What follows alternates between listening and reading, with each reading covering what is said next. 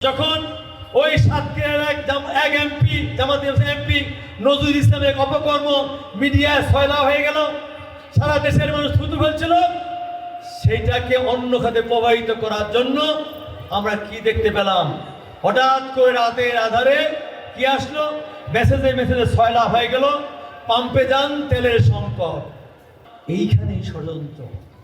তাদের একটি অপকর্মকে ভিন্ন খাতে প্রবাহিত করার জন্যই তারা আবার নতুন করে ষড়যন্ত্রে লিপ্ত হয়েছিল। AKS অর্জন করলো Guinness world records. AKS doctor হয়েছেন, অপারেশনের টেবিলে রেখে টাকা ছাড়া অপারেশন করতে চান না। ইঞ্জিনিয়ার হয়েছেন, লেখা আছে 1 নম্বর ইট দিবেন, 3 নম্বর ইট দিয়ে কাজ পার করার চেষ্টা করেন। এই যে আমাদের সমাজে অবস্থা, ডিসি হয়েছেন, এসপি হয়েছেন, জজ হয়েছেন, ব্যারিস্টার হয়েছেন, কিন্তু আমাদের সমাজকে আমরা সুশাসন দিতে ব্যর্থ হয়েছে। তবে এটা জাতির কাছে একটা সবচেয়ে বড় মেসেজ। গত 12ই ফেব্রুয়ারি নির্বাচন হয়েছে, সেই নির্বাচনটি অবাধ, সুষ্ঠু, নিরপেক্ষ হওয়ার কারণে আমাদের জাতির প্রত্যেকটি ক্রিয়াশীল যে সংস্থা আছে, প্রত্যেকটি মন্ত্রণালয়, প্রত্যেকটি দপ্তর একটি মেসেজ সবার কাছে পৌঁছে গেছে যে বিগত দিনে যেভাবে দিনকে রাতকে দিন করা যেত, পুকুর চুরি করা যেত, বিনা পরীক্ষা পাশ করা যেত, এমনি এমনি সার্টিফিকেট দেওয়া হতো, সেই দিন আর কখনো বাংলাদেশে ফিরে আসবে না। আমরা গত কয়েকদিন আগে দেখলাম আমাদের শিক্ষামন্ত্রীর বিরুদ্ধে স্লোগান হলো, মিছিল হলো। কেন হলো? আমাদের শিক্ষামন্ত্রী নাকি কি বলেছেন? আমি বলি, শিক্ষামন্ত্রী ফার্মের মুরগি কাকে বলেছেন, কোথায় বলেছেন? কেউ জানে না, কেউ দেখে নাই, কিন্তু রাস্তা অবরোধ করছেন। অবরোধ করার সময় দেখলাম তারা প্রতিষ্ঠানের শিক্ষার্থী নন, তারা পরীক্ষার্থী নন, বিভিন্ন জায়গা থেকে বিভিন্ন জায়গায় এসে আমাদের সরকারকে অস্থিতিশীল করতে চান।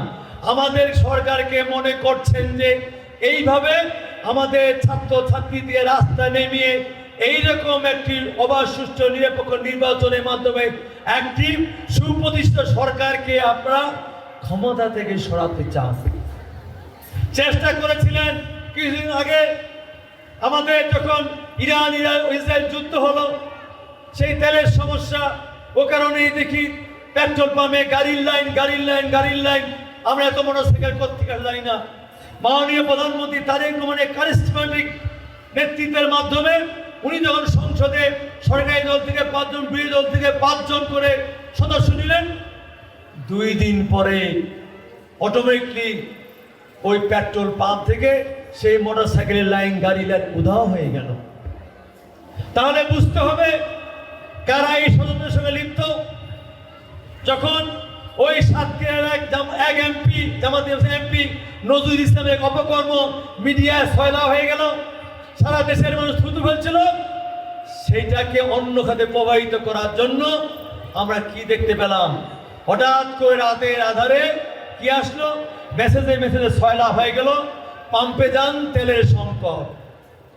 আমি ডিসি মহোদয়, এসপি মহোদয়, ওসি মহোদয়কে ফোন করলাম, আমি আমাদের খনিজ জ্বালানি মন্ত্রীর সঙ্গে কথা বললাম, প্রতিমন্ত্রীর কথা বললাম, তারা বলল যে আমাদের এত পর্যাপ্ত মজুদ আছে, সেখানে তেলের সংকট হওয়ার কোনো কারণ নাই।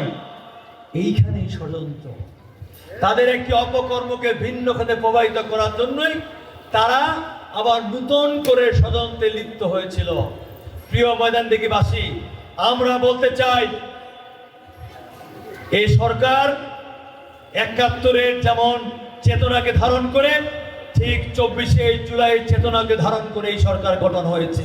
কাজে এই সরকারের বিরুদ্ধে এই সমস্ত অপকর্ম, অপপ্রচার, এইভাবে সরকারের কর্মকাণ্ডকে ব্যাহত করার জন্য, সরকারকে বিভিন্নভাবে বিতর্কিত করার জন্য, সরকার ইমেজকে ক্ষুণ্ণ করার জন্য যতই অপকর্মে লিপ্ত হন না কেন, জাতির সামনে কিন্তু আপনাদের চরিত্র প্রকাশিত হয়ে যাবে।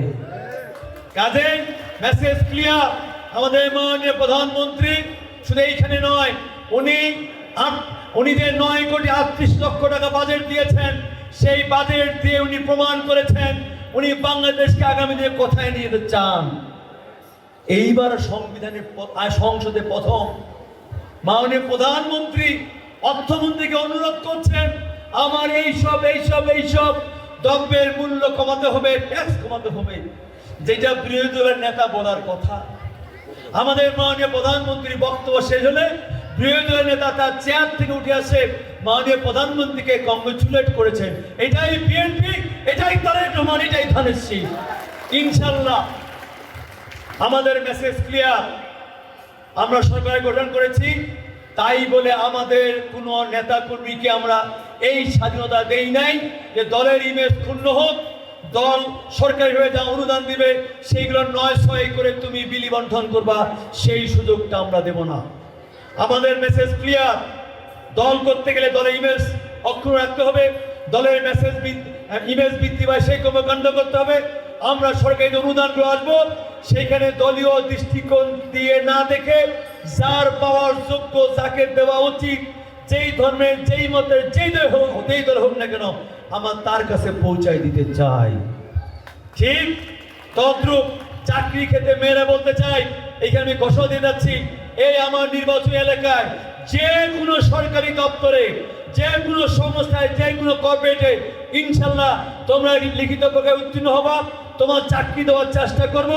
এবং চাকরি দেওয়ার ক্ষেত্রে কোথাও কোনো জায়গায় 1 টাকা উৎকোচ দিতে হবে না। আমরা সেই নিরপেক্ষতা বজায় রেখে আগামী দিনে আমরা এই পদার্থে বিকশিত এগিয়ে চাই এবং আমাদের কৃষ্টি, কালচার, সংস্কৃতি, পড়ালেখার সব ক্ষেত্রে আমরা এগিয়ে নিয়ে যাই। এই পঞ্চগড় জেলার ভিতরে এই বদা উপজেলাকে শ্রেষ্ঠ উপজেলা, এই আমাদের এই ডিভিশনের ভিতরে আমরা বদা উপজেলাকে শ্রেষ্ঠ উপজেলা, এবং কি বাংলাদেশের মানচিত্রে ইতিমধ্যেই আমাদের খেলাধুলা, আমাদের সংস্কৃতি, আমাদের কৃষ্টি, কালচার দিয়ে ইতিমধ্যেই কিন্তু আমরা বাংলাদেশের মানুষের কাছে বোঝাতে পেরেছি যে আমরা আগামী দিনে আরো প্রগতিশীল হব।